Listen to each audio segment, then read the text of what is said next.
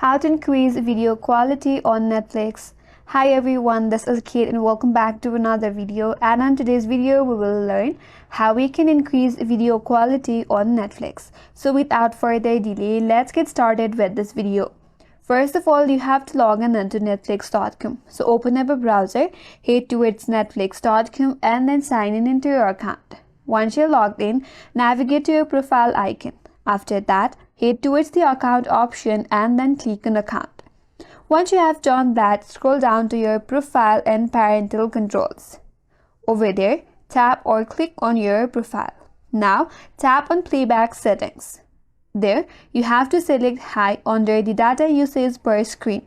So for that, head towards the data usage per screen option first. Then there you will have an option to select high. Select high. Once you're done with that, finally click or tap on save.